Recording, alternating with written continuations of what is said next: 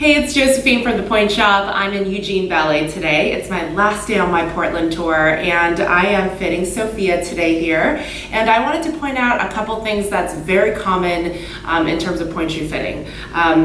Sophia has really pretty feet, but a lot of times her foot shrinks into like a smaller size when she goes up on pointe. So pointe shoes tend to look really baggy on her. That doesn't mean that the size is incorrect. It usually just means that your foot shrinks more than other people. And if you have a shoe that has a lot of fabric on it, then it usually looks a little bit more baggy. So I'm gonna just change a little bit of the fabric length today, but keep her in a shoe that can really support the size of her feet too. So the shoe that she's in right now is actually her correct size. So the length and the width is actually fine, but when she goes up on pointe, you can see that it's really baggy here. Can you roll down really slowly for me? So you can see that there's all this gaping here, and that's mostly because, roll down. And all of that fabric, it's because the shoe is cut a little bit higher on the foot. It has a lot of fabric, and it works with certain people with feet that are a little bit more filled out. But for Sophia, she has a pretty tiny heel and it tapers a lot to her heel. So it looks like the shoe is huge. So when she's even standing on flat, you can see all of this gaping right here. So the shoe just looks too big. Stand in first position and releve. So she has what's called a shrinking foot. Or a disappearing heel, if you heard that before. So there's just a lot of fabric here. And what I'm gonna do today is to kind of fix that. I'm gonna give her a shoe that is cut a little bit lower and tapered a little bit more towards the heel so it doesn't look like this. I want to make sure that it's nice and streamlined. It's mostly for aesthetic reasons. It's not really dangerous to have something that's this baggy because the size does in fact still fit her.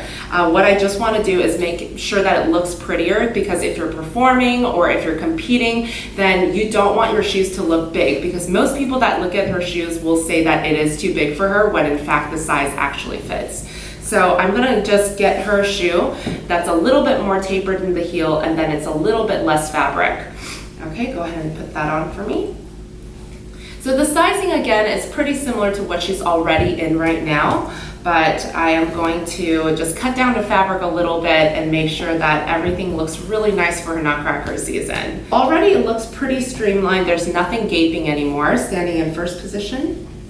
Okay, and then it's nice and straight here, so there's nothing gaping. Bring your left foot up on pointe and then press up on both feet. And it looks a lot better on the heel. Again, she already has, she has disappearing heels, so it's still a little bit baggy, but it's much better than what she was in before.